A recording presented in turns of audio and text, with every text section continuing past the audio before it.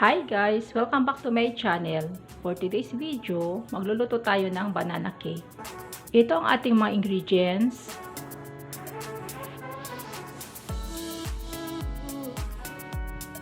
I-mix na natin yung ating mga ingredients.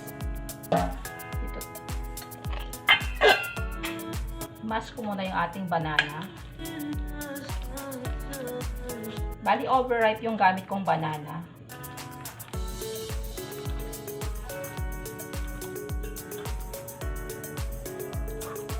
Ito na, namask ko na siya. Isama ko na yung ating white sugar, brown sugar,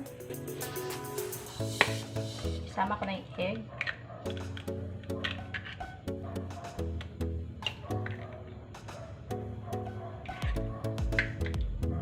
isama ko na rin yung ating oil, isama natin yung ating all-purpose creamer,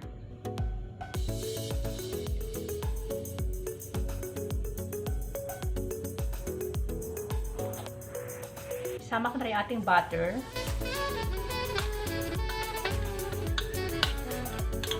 Isama ko na yung ating baking powder and baking soda. Ang ating salt and cinnamon.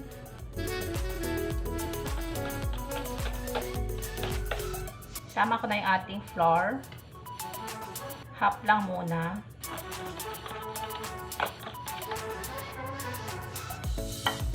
Gagamit na ako ng mixer, guys.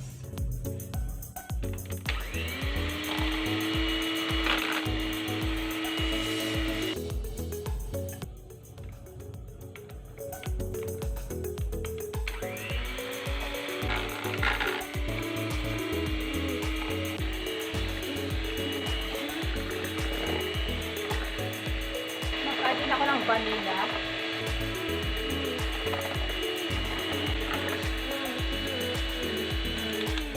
Ito na guys, nabix na natin ng maayos. Bali sa rice cooker ko siya lulutuin. Isama ko na yung ating raisins.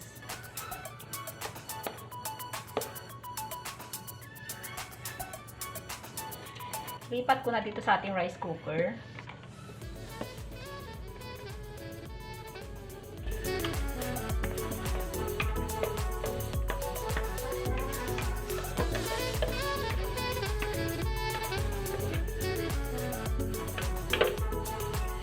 Isasalang na natin ito.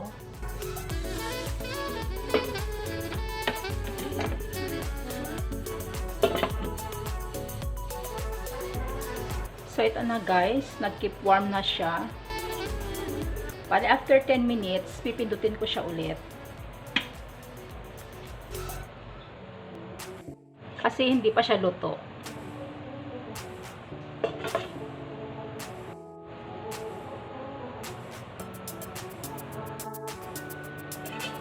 So, ito na guys, luto na yung ating banana cake.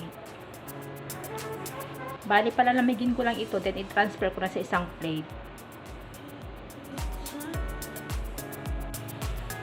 So, ito na guys, nailipat ko na yung ating banana cake.